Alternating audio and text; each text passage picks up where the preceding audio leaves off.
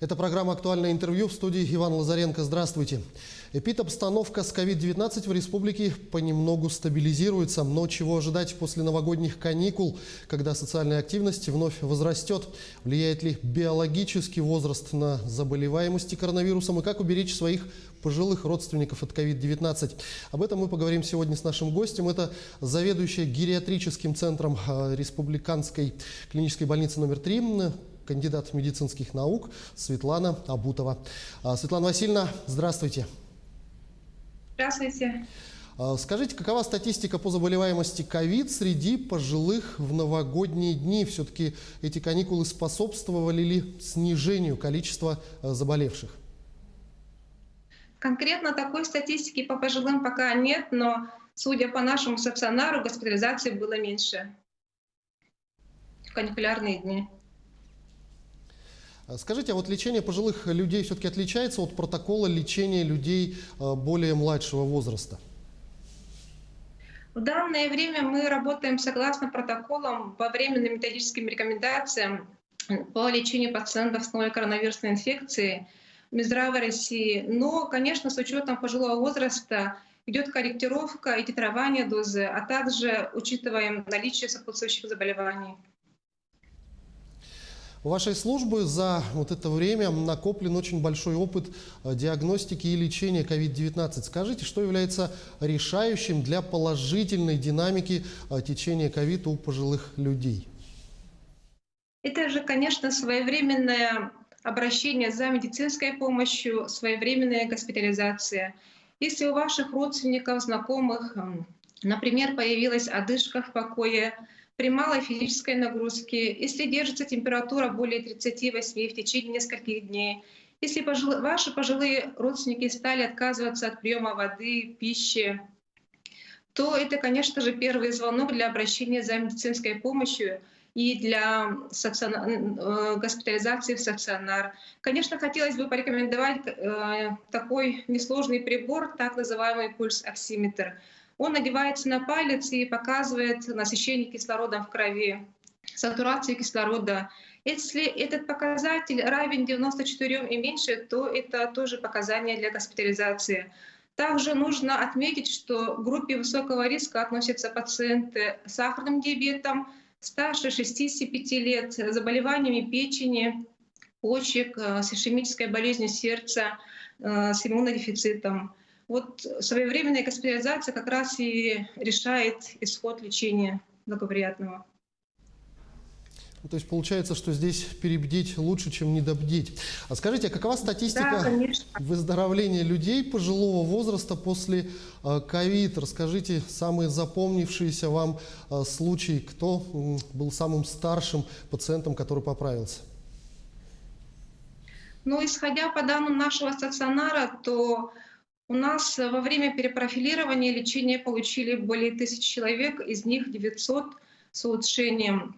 Из 1000 человек, это лиц старше 60 лет, было более 400 человек. Самым старшим пациентом был у нас участник Великой Отечественной войны, ему было 96 лет. Также следует отметить, что через наш инфекционный стационар гериатрического центра прошли 29 человек, долгожителей, это старше 90 лет. Самые запомнившиеся случаи — это, конечно же, наши пациенты, которые поступили в крайне тяжелом состоянии в отделение реанимации, за которых пришлось бороться днем и ночью. Это с крайне тяжелым течением новой коронавирусной инфекции. Были пациенты с поражением легких, более 90% даже, которых удалось спасти. Ну а если говорить в целом о работе гериатрической службы в период пандемии, каковы особенности ухода за пожилыми пациентами и хватает ли на данный момент кадров? Да, обеспеченность кадрами у нас стопроцентная. В принципе, уход также — это самое главное внимание. Побольше уделяйте внимание своим пожилым родственникам. А встречаются ли у пожилых людей какие-то особенные осложнения после коронавируса и как обстоят дела с реабилитацией, насколько она нужна и важна? Осложнения, конечно, после перенесенной новой коронавирусной инфекции проявляются в виде обострения хронических заболеваний, это сахарного диабета, ишемической болезни сердца, в виде кожных проявлений, ухудшается течение старческой астении. А так, по реабилитации, да, у нас в республике открыты реабилитационные койки. Это для пожилых лиц на 70 коек открыто в реабилитационном центре на Рихарда Зорге. А также следует отметить, что в нашей поликлинике Республиканской клинической больницы номер 3 также открыт центр амбулаторной реабилитации для пациентов после перенесенного COVID-19. Над ними работает целая мультидисциплинарная бригада реабилитологов. Но вот сейчас, после новогодних каникул, дети пойдут учиться, многие выйдут на работу, соответственно, возрастут социальные контакты. Как вы думаете, пойдет ли вверх вновь кривая заболеваемости, и как уберечь своих пожилых родственников, с которыми многие вместе живут? Конечно же, по мере возможности изолировать своих пожилых пациентов. Соблюдение санитарно-гигиенических норм, ношение масок и дистанцирование. Но вот та самоизоляция для пожилых, о которой всегда говорят, наверняка тоже не самым лучшим образом отражается на их здоровье, в том числе и на психологическом.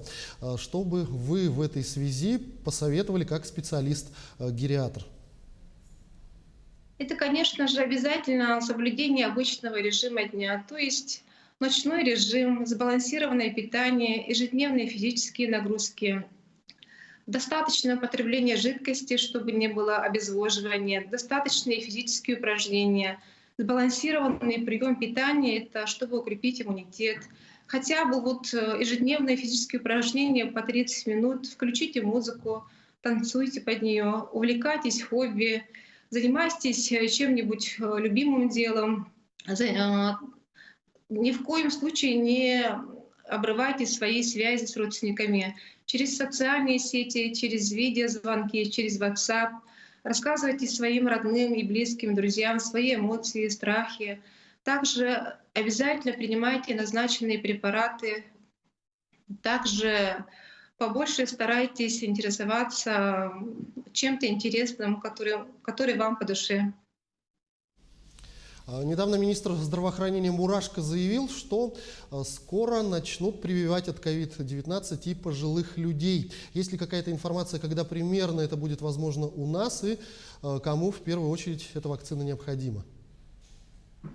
В данное время вакцинацию уже проводят как в нашей республике, так и в России. В приоритете, конечно же, это сотрудники медицинских организаций, профессионального образования, сотрудники правоохранительных органов, сферы обслуживания. На данном этапе пока проводится клиническое испытание для лиц старших возрастных групп. Как только они закончатся, начнется вакцинация. В приоритете, конечно же, будут пациенты с хроническими заболеваниями легких, бронхиальной астмой и другими хроническими заболеваниями. Светлана Васильевна, я благодарю вас за эту беседу. Спасибо, что ответили на наши вопросы. Всего вам самого доброго. Вам и всем врачам огромное спасибо за вашу работу. Спасибо большое вам также. До свидания. Это была программа «Актуальное интервью». И у нас в гостях была заведующая гериатрическим центром Республиканской клинической больницы номер 3, кандидат медицинских наук Светлана Абутова. Берегите себя, обязательно носите маски, дезинфицируйте руки и соблюдайте дистанцию в общественных местах. До встречи в эфире.